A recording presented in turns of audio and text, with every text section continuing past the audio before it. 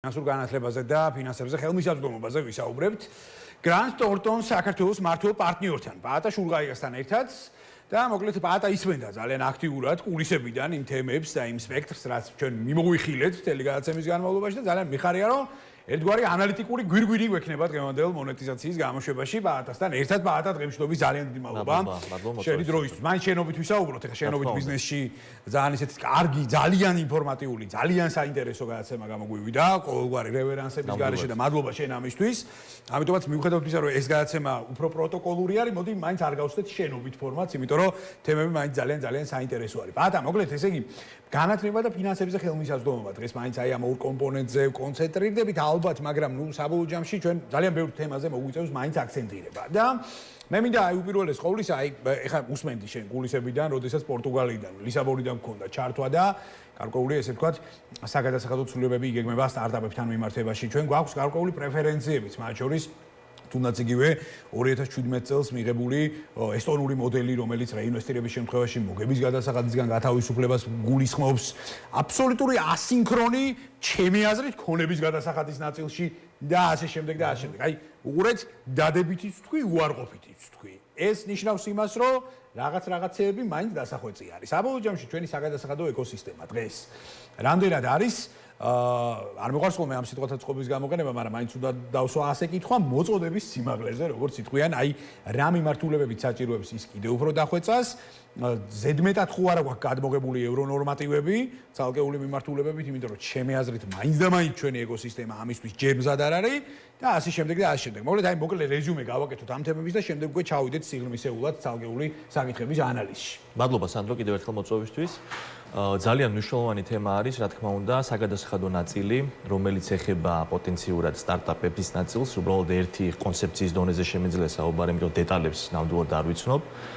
100,000 ლარიანი, ასე ვთქვათ, ის ჭერი, რომელიც შეიძლება იყოს შემოსავლების კუთხით, ძალიან პატარა არის, იმიტომ რომ თუ ჩვენ გვინდა რომ რაღაცა ბუსტი მივცეთ სტარტაპ ეკოსისტემას, ხო უფრო მეტი კონტრიბუცია არის საჭირო და ამის ერთ-ერთი ნაწილი შეიძლება იყოს ნამდვილად საგადასახადო შეღავათების დაწესება.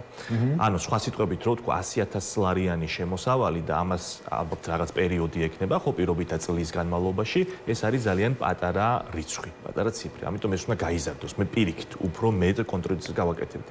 და რას უნდა შევადაროთ? ეს 100,000 ლარის შემდგომ ამოღებული გადასახადი რომელიც ჩაიდება პოტენციურად ბიუროკრატიაში, ანუ ისეთ სახელმწიფოს ხარჯვით ნაწილში, რა შედეგს მოცემს. ეს უფრო შედეგის მომტანი არის, თუ პირიქით უფრო ჭერი გავზარდოთ, პირობითად ეს იყოს 500,000, 9 მილიონი და ბიზნეს დარჩეს, რომ კიდე უფრო მეტი შეძლება კონდეს, თქვათ, იგივე პროდუქტის განვითარების კუთხით, თუ იგივე კადრების კუთხით, თუ ასე შემდგომ.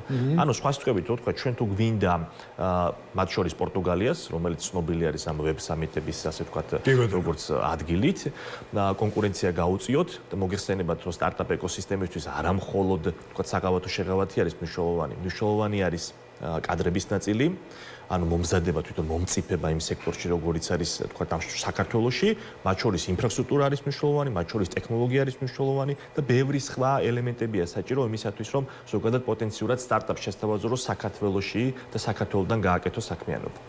იცი რა არის, გეთანხმები აბსოლუტურად მადლობა, ძალიან საინტერესო მსჯელობისთვის. იმ დათქმით და იმ მოცემულობით, როდესაც აი წლების განმავლობაში და მეც ეხლა დღემდე შორს ვარ იმ აზრისგან, რომ საგადასახადო კოდექსში გამიჯნულია ეს ორი ცნება ერთმანეთისგან, როდესაც მცირე და საშუალო ბიზნესი და სტარტაპი დღემდე ერთ ფარვატერში ტარდება და მავანნი ამ მიმართულებით აი გარკვეულ სხვაობებს დღემდე ვერ ნახულობენ, ხო? ეხლა ცოტა საუბარი იმაზე ამ ეტაპზე რომ უკვე რაღაცა საგადასახადო შეღავათები და ავაწესოთ და ასე შემდეგ, ჩემი აზრით ჯერჯერობით ცოტა უადგილოა და დაუთვლელია. აი რასაც ჩემ ბრძანებ ეხლა თუნდაც იგივე ზღვარის გაზრდასთან დაკავშირებით. ანუ აი ამ ხელოვნური სპრედის მინიჭება სტარტაპებისთვის ეს დამატებითი სტიმული იქნებოდა საბოლოო ჯამში და კიდევ უფრო, ესე ვთქვათ, მოანოყიერებდა იმ ველს, სადაც შეიძლება ძალიან ბევრი სტარტაპი აღმოცენდეს. აქედან გამომდინარე, ეხლა ჩემი აზრით, თუმცა არ ვიძახი იმას, რომ რეფორმები ამ მიმართულებით არ არის გასატარებელი, რა თქმა უნდა არის, მაგრამ ჩემი აზრით ისევ და ისევ სწორი კალკულაცია არის ჯერ გასაკეთებელი. ერთიანი დოულათი არის დასათვლელი, რომ რეალურად რა დოულათს ქმნიან დღეს ინოვაციური ტექნოლოგიური კომპანიები საქართველოში, რამდენად არის დღეს მიმზიდველი გარემო საერთაშორისო კომპანიებისთვის და ასე შემდეგ და ასე შემდეგ. აი ამ მათემატიკის მერე ალბათ რელევანტური იქნებოდა მათ შორის საგადასახადო ნორმატივებზე. მნიშვნელოვანი ნაწილი სანდრო აქ არის ის, რომ ჩვენ სტარტაპის ასე ვთქვათ სრული რომელიც უნდა ჩაუბეროთ, ეს გვჭირდება იმისათვის, რომ მან ის კომპანია შედგეს, ხო? ანუ მისგან ამოღებული გადასახადი არ არის რელევანტური და დამეთანხმები ახლა რომ ის მცირე მეწარმე თუნდაც, ხო, სტარტაპი დეფინიცია, რა თქმა უნდა, ჩვენ უნდა განსაზღვროთ, ვინ არის ვთქვათ სტარტაპი, ვინ შეიძლება იყოს ამის ბენეფიციარი და რას ნიშნავს SME ბიზნესი, თუმცა აქცენტი იმისათვის, რომ მეტი ასე ვთქვათ გადასახადი ამოვიღოთ, ჯერ სტარტაპი უნდა მივიყვანოთ იმ დოზამდე, რომ მან ინვესტიცია დაგვიბრუნოს ჩვენ. აქედან გამომდინარე, ეს ინვესტიცია სახელმწიფოს მხრიდან უნდა იყოს უფრო მეტი, ანუ უფრო რისკიანი უნდა იყოს, ვიდრე ასე ვთქვათ, რაღაცა ჭერი გავაკეთოთ, დავითვალოთ, რაღაცა დაუწესოთ და ასე შემდეგ. თუმცა ეხლა მე რაც მოვისმინე ამ ეთერიდან, ანუ ზოგადი კონცეფცია, რა თქმა უნდა, ვიცოდი. ეს აწლიანი, ასე ვთქვათ, ბუფერი საკმაოდ საინტერესოდ ჟღერს 3+3+4 ეს დონეებად, ასე ვთქვათ, და უფრო თუ მეტი შეაძლოება ექნებათ შემოსავლის განსაზღვრის ეგრეთ წოდებული შეხოლდის კუთხით იქნება მისაღები ბევრად. მისაღები ბევრად. მადლობა ძალიან დიდი. მოდი გადავიდეთ ახლა კიდე ცალკეულ თემებზე და ესე იგი სხვათა შორის ახლა გადაცემა რო დაიწყო, გავაჟღერე პირველი სიახლე, რომელიც სტატისტიკის ეროვნულმა სამსახურმა რამდენიმე წუთის წინ გამოაქვეყნა 2023 წელს საშუალო შეწოლილი მთლიანი შიდა პროდუქტის ზრდის ტემპი საქართველოში იყო 11%. ნუ ამას მოყვებოდა მათ შორის ინფლაციური მაჩვენებლებიც, რომელიც სხვათა შორის იყო დაახლოებით 4.5% თარგეტში, რაც ცუდი მაჩვენებელი არ არის და სიჯანსაღის კუთხით ეხლა თუ შევადარებთ 2022, 21 და თუნდაც 20-ადი წლების პარამეტრებს, გაცილებით ჯანსაღი პარამეტრებია დღეს.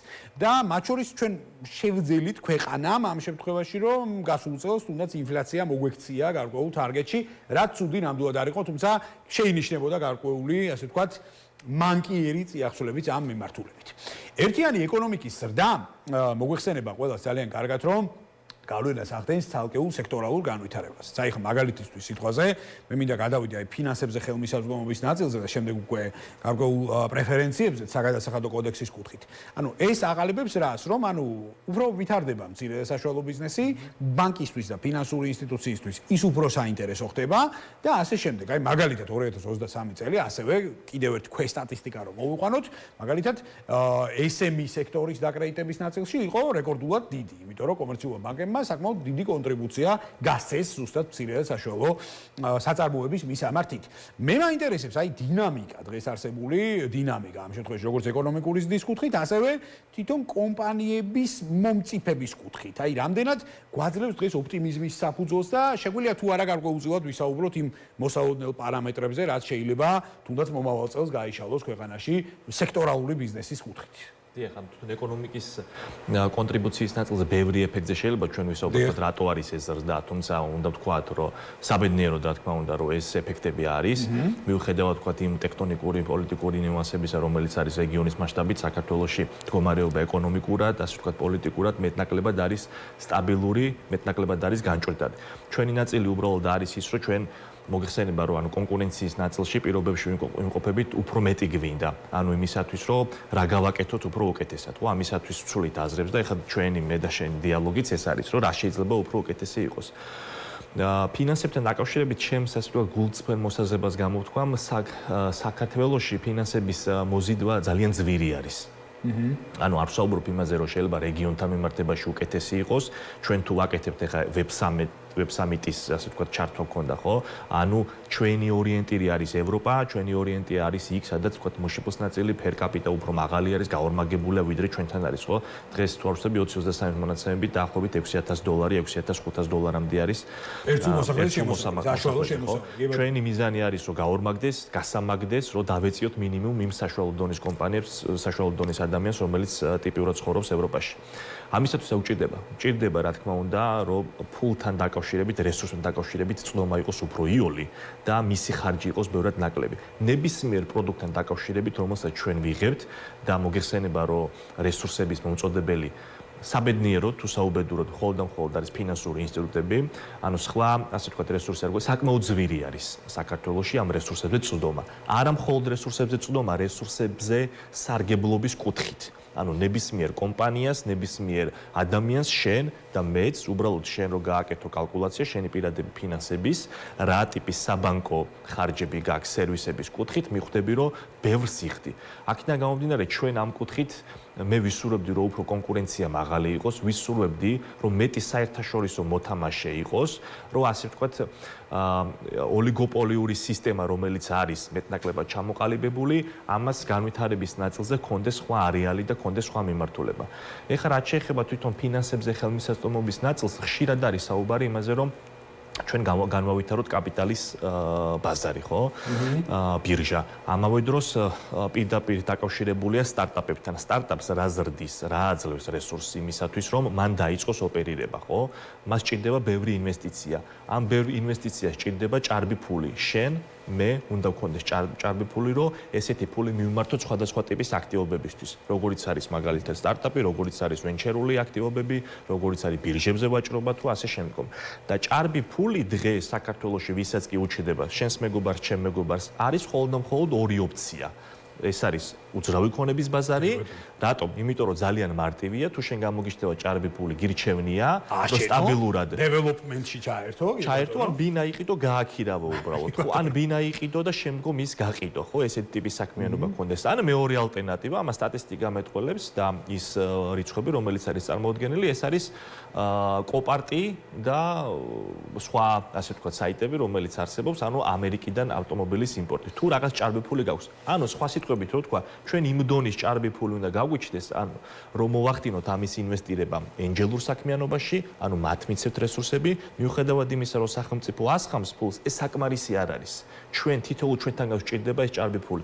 ეს ჭარბი ფული საიდან გაგვიჩნდება? გაგვიჩნდება იქიდან, თუ ასე ვთქვათ, მთლიანი ეკონომიკის, ანუ ჩვენი ქვეყნის ეკონომიკის ზომა გაიზრდება და შესაბამისად ეკონომიკის ზომის დასთან ერთად ავტომატურად per capita შემოსავალიც იქნება დიდი. აი რატომ მიყვარს შენთან საუბარი? იმიტომ რომ აი სქემატურად, აი ესე საინტერესო და ანალიტიკურად მიყვები ახლა მთელ პროცესებს, რომ ახლა კიდე დამატებითი ინსპირაციები გამიშთა, ახლა შენ ნებართვით კიდე გადმოვალ შენთან რამდენიმე კითხვით. შენ ახსენე ძალიან მნიშვნელოვანი მანკიერება, რაც დღეს ქვეყანაში არის და ფაქტიურად ბოლო 30 წლის განმავლობაში, ანუ ფაქტიურად წრეზე ვტრიალებთ და რავს გულისხმობ ამ წრეზე ტრიალში, იმიტომ რომ ინდუსტრიები ხო ცალკეულწილად, ხო, ახლა ფაქტიურად საექსპორტო დარგები, სამეული ვერ შევცვალეთ. კოპარტი ახსენე აგერი და ავტომობილების რეექსპორტი სტაბილურად მესამე ადგილზე არის და ეს ძალიან ცუდი არის. პრეფიქსი საერთოდ ეკონომიკისთვის რას ახდენს და რა ეფექტის მომტანია, მე მგონი ყველამ ძალიან კარგად იცის, ვინც ეკონომიკაში ერკვევა. ეს ერთი ნაწილი, მეორე ნაწილი ყველამ აბსოლუტურად დაიწყო საკუთარი რესურსების გადატანა უკვე დეველოპმენტში და მშენებლობაში, იმიტომ რომ შეიძლება იყოს კარგი რესტავრატორი მაგალითად, მაგრამ დაიწყო მშენებლობა. შეიძლება იყოს კაი ფინანსისტი, მაგრამ წახვიდე დეველოპმენტში. შეიძლება იყოს კარგი, რა ვიცი, კიდე რომელი სპეციალობა ავიღო, რომელი მიმართულება ავიღო, წახვიდე მშენებლობაში და ასე შემდეგ და ასე შემდეგ. ანუ ეს უკვე კონცენტრაციას მიანიშნებს. კონცენტრაციის მეორე სახი გვაქვს ასევე ბაზარზე და ეს ჩემი სიტყვები არ არის, ეს სავალუტო ფონდის სიტყვებია, როდესაც კონცენტრაციის პოლარიზების რაოდენობით ფინანსური ინსტიტუციების კუთხით, ხო? ანუ საქართველო არის ერთ-ერთი მოწინავე მსოფლიოში, სადაც ყველაზე დიდი პოლარიზების მაჩვენებელია კონტინენტურ ევროპაზე, ალბანეთის და მოლდავეთის შემდეგ ვართ ჩვენ აი პოლარიზების ძალიან კაფიო კოეფიციენტით, თუმცა მადლობა ღმერთს ჩვენი საბანკო სექტორი გაცილებით ჯობს ალბანეთისაც და მოლდავეთის საბანკო სისტემასაც და ბარეორ წარმატებულ ევროპულ ქვეყანასაც მათ შორის. მაგრამ არ არის საკმარისი, მიყვები უკვე შემსჯელობას, რომ ალტერნატიული ფინანსური რესურსებზე მუშაობა არის აუცილებელი და აი აქ შემოდის ზუსტად უკვე საკანონმდებლო პრეფერენციები. დღემდე არ გვაქვს მაგალითად საქართველოში კანონი საინვესტიციო ფონდების შესახებ, კანონი hedge ფონდების შესახებ, კანონი ვენჩურული კაპიტალის შესახებ, კანონი თუნდაც იგივე angel ინვესტორების შესახებ. ინდუსტრიული ზონების შესახებ არა გვაქვს კანონი ელემენტარულად, ხო? და 4 ინდუსტრიული ზონა გვაქვს ქვეყანაში და კანონი არა გვაქვს. ცოტა ნონსენსია ჩემი აზრით. ამიტომაც, როდესაც აი კანონებზე მიდგება საუბარი, ალბათ ეს კანონები უნდა დავაფორსიროთ. უპირველეს ყოვლისა, რომ აი რასაც წეღან ბრძანებდი და ძნელი არ დაგეთანხმო, გარკვეულწილად აი ამ პოლარიზებული საფინანსო სექტორიდან გარკვეულწილად ბოლის სხვა მიმართულებებით გამოუშვათ და ეს უპირველეს ყოვლისა ვის თუ არა კომერციულ ბანკებს აწყობთ და მათ წისქვილზე დაასხავდა ეს წყალ. ცოტა სხვანაირად უყურებთ ჩვენ სამწუხაროდ პროცესებს. აი მე მაინტერესებს შენეული ანალიზი, აი როგორ შეიძლება აი ამ ასე ვთქვათ ბოლის გამოშვება ამ ძალიან ისეთი პოლარიზებული და კონცენტრირებული საფინანსო სისტემიდან. ერთი ნაწილი არის რომ საკანონმდებლო დონეზე რაღაცები შეიძლება არსებობდეს, თუნდაც ახლა ინდუსტრიული ზონების შესახებ, ანუ 6 ზონა არის საქართველოში და 6 ზონა, ხო, ბოდიში 4 ზონა არის თავისი ოპერირების ნაწილი აქვს, თუმცა კანონთან მიმართებაში უფრო მე ვიტყოდი ძალიან მნიშვნელოვანი არის აქტივობა. მათ შორის ახლა ჩვენ კომპანიებში სანდრო, როდესაც რაღაც მეთოდოლოგიებს ნერგავთ, ან რაღაცა ასე ვთქვათ აქტივობის ცვლილება უჭირდება, მისი დაწერა და იდეა ასე ვთქვათ ძალიან მარტივია რომ ჩამოყალიბდეს, უფრო რთული არის მისი განხორციელება, ანუ იმპლემენტაციის ნაწილი. ჩვენთან დაკავშირებითაც მე ვიტყოდი რომ შენ სწორად ახსენე ერთი მიმართულება, რომელსაც ქვია საინვესტიციო ნაწილი და ჩემი აზრით ყველაზე ძვირფასი ჩვენთვის, ჩვენი ქვეყნისთვის და მით უმეტეს, როდესაც რესურსებზე ესე შემჭიდროებული ვართ, არის პირდაპირ უცხოური ინვესტიციები. პირდაპირ უცხოური ინვესტიციებთან მიმართებაში არ გვაქვს ჩვენ კარგად გაანალიზებული, ჩემი აზრით, ყოველ შემთხვევაში, რომ რა ტიპის დატვირთვა და რა ტიპის ბენეფიტები მას შეუძლია მოიტანოს. პირდაპირ უცხოური ინვესტიციები სამწუხაროდ მხოლოდ და მხოლოდ ითვლება იმ კუთხით, რომ სტატისტიკის მნიშვნელობა კონდეს მას და კონდეს ის მნიშვნელობა, რომ უცხოური ვალუტა შემოვიდეს საქართველოში, თუმცა გრძელვადიან ჭრილში მისი ეფექტი არის ძალიან ბევრი. როგორც ადამიანების შეცვლის კუთხით, ბიზნესის კეთების სწავლების კუთხით, ტექნოლოგიებთან ურთიერთობის კუთხით, ინფრასტრუქტურის გაუმჯობესების კუთხით, მათ შორის დაწყებითი განათლების შექმნის კუთხით, უმაღლესი განათლების ჩამოყალიბების კუთხით და თქვენ ბაკურთან ერთად ახლა ახსენეთ, რომ აი, როდესაც საერთაშორისო IT კომპანიები, მოთამაშეები შევიდნენ საქართველოში და თქვენ ბაკურმაც ახსენა ნაკლებად ის დისბალანსი, რომელიც შეიძლება იყოს საქართველოში წარმოშობილ კომპანიასა და საერთაშორისო მოთამაშეს შორის. და აქაც ერთ-ერთი მნიშვნელოვანი ფაქტორი სანდრო არის ის, რომ ეს ეგრეთ წოდებული IT მიმართულება კარგად არ არის გამიჯნული. რატომ? რას გულისხმობ სექტორის კუთხით? იმიტომ რომ თუ ქართულ IT სექტორსაც დაუწესდება შეღავათი, ანუ რისკის ნაწილზე რო შეგახედო, ბანკებს მათ შორის სხვადასხვა ბიზნეს იუნიტები აქვთ. მათ შორის საბანკო სისტემაც შესული არის ინფორმაციულ ტექნოლოგიებში. ანუ მოგხსენება ახლა რომ ციფრული ბანკი მეტნაკლებად განვითარებული არის, წარმატებული არის და ყველაფერი გაციფრულებულია და შესაბამისად შეიძლება იმის რისკიც იყოს, რომ ბანკებმაც თქვან, რომ ჩვენი რაღაც საქმიანობის პირობითად ვამბობ 50% არის ინფორმაციული ტექნოლოგიები და შეღავათები მათაც შეეხოს. აქედან გამომდინარე, ანუ მე მომხრე ვარ, რომ ინფორმაციული ტექნოლოგიების მიმართულება უფრო მეტად ისე ჩამოყალიბდეს, რომ ის ნამდვილად შეღავათები შეეხოს, რომელიც არის ინფორმაციული ტექნოლოგიები და ის თუ შერწყმული არის, თქვა საბანკო ნაწილთან, აი ფინტექ მიმართულებასთან, აქ უკვე ესეთი შეკითხვები შემოდის, აი ფინტექის ნაწილი არის თუ არა შეღავათის მიმღებ რეესტრში პოტენციურად თუ დავაწესებთ ამ IT მიმართულებით, ხო და რომელიც შეიძლება ბანკსაც შეეხოს. აქედან გამომდინარე, ჩვენ შეიძლება ფინანსური ინსტიტუტს, რომლის ეკონომიკა საქართველოს დგას და არის წარმატებული, მას დაუწესოთ შეღავათი. აი ამ მოთხოვნებიდან გამომდინარე. ამიტომ რისკებიც არის საკმაოდ ბევრი და შესაბამისად ამ რისკებს ჭირდება გათვლა. მე ერთ რაღაცას ვისურვებ და ყოველთვის ამის ასე ვთქვათ ლობისტი და მომხრე ვარ, რომ სამწუხაროდ საქართველოში ყავს სხვადასხვა ინსტიტუტები, რომლებიც ზრუნავენ პირდაპირ უცხოური ინვესტიციების შემოტანაზე საქართველოში, არიან პასუხისგებლები, თუმცა მათი მანდატი არის ცოტა შემჭიდროვებული, ან სრული მანდატი არ გააჩნიათ.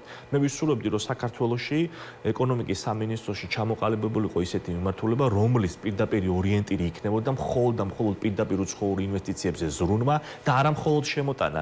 ძალიან მნიშვნელოვანი არის, რომ პირდაპირ უცხოური ინვესტიციები ჩვენ შემოვიტანოთ, მაგრამ შემდგომ ის დავიცვათ.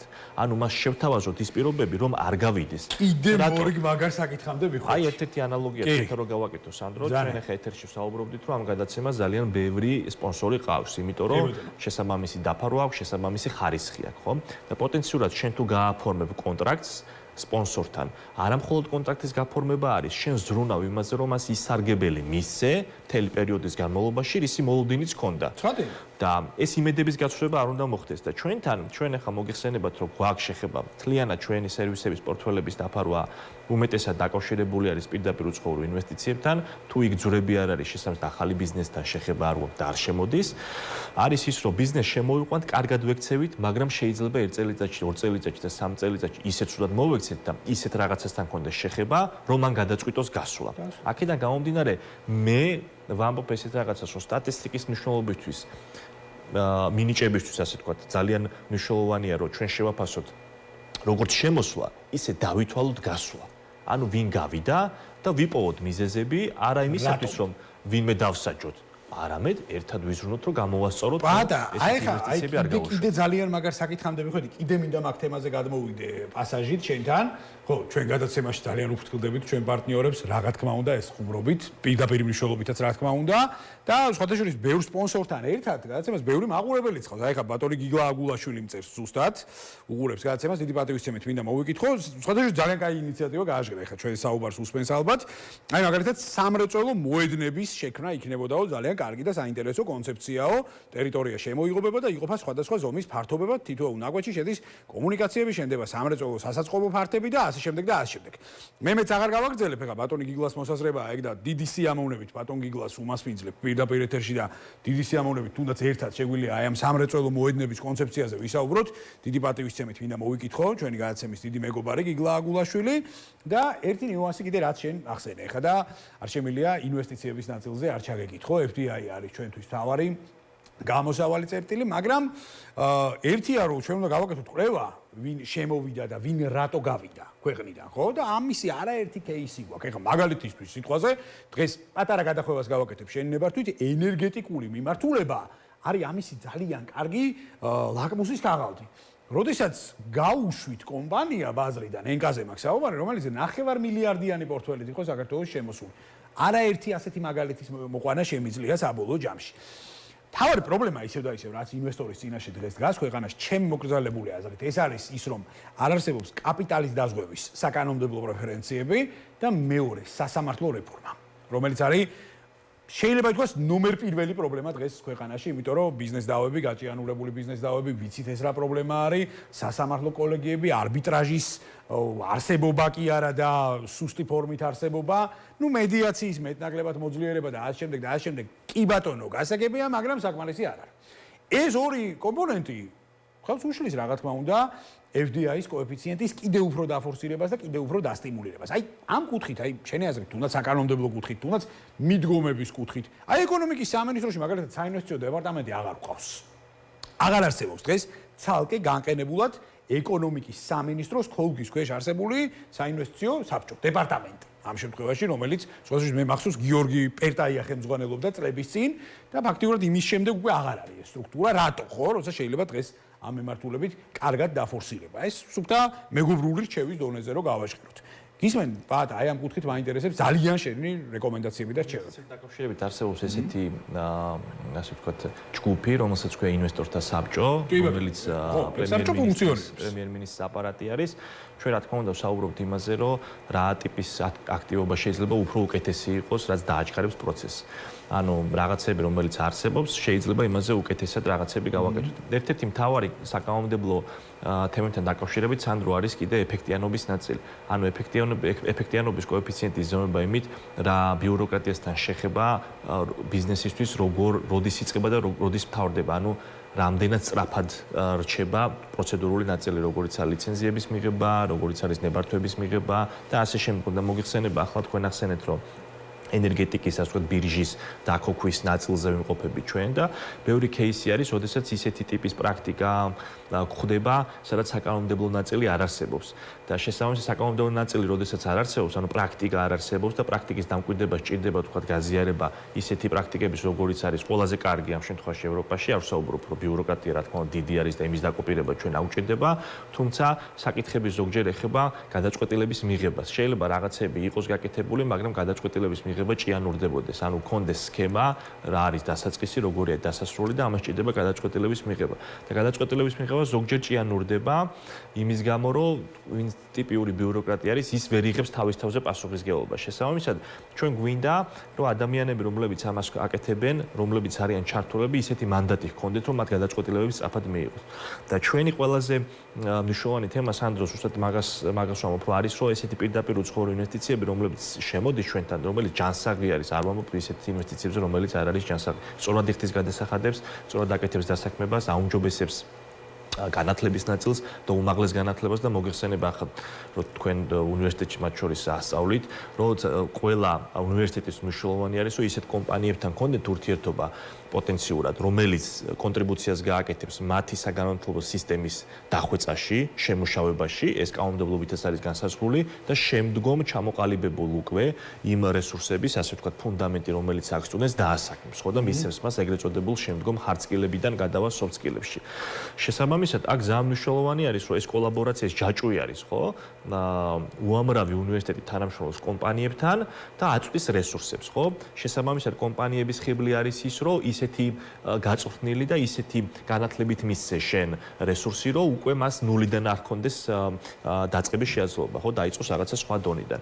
აქედან გამომდინარე პირდაპირ უცხოური ინვესტიციების შესაძლებლობა ძალიან დიდი არის. ეს ჯაჭვი ძალიან ბევრ კავშირებამდე მოდის, ჩვენამდე, მათ შორის როგორც ლექტორებამდე, ხო, ამ საქმეში რო ვარ ჩართული და მე მინდა რომ ამას უფრო მეტი ყურადღება დავუთმოთ ჩვენ, ვიყოთ ამაზე უფრო მეტი, ასე ვთქვათ, ორიენტაციით, გქონდეს შესაბამისი პასუხისმგებელი ადამიანი, რომელიც თითოეულ ინვესტორს ბოლომდე გაყვება. სანამ ის არ დაიქოქება, არ ამუშავდება, რამე პრობლემა როდესაც შეექმნება, მან უნდა დარეკოს იმ უწყებაში, რომელიც მან შემოიყვანა, ვინმეს შემოიყვანა და შესაბამისად ის პრობლემა დააფიქსიროს და ის დაეხმაროს რაღაც საკითხების გადაჭრაში. აბსოლუტურად გეთახმები. ბატა, ძალიან მაგარი რეკომენდაციები, ძალიან მაგარი ანალიტიკური ველი და ფინალი გამოვიდა დღევანდელი გადაცემის. რისთვის ძალიან დიდ მადლობას გიხდი შენ. და დიდი მეც ვიტოვებ, რომ ჩვენი სხვადასხვა ფორმატების, ძალიან მრავალფეროვანი ფორმატები გვაქვს, სტუმარი ძალიან ხშირად იქნება. დიდი მადლობა. ბატონი ბაატა შურღაია, Grant Thornton საქართველოს მმართველი პარტნიორი, საუბრობდა გადაცემა მონეტიზაციის პირდაპირ ეთერში.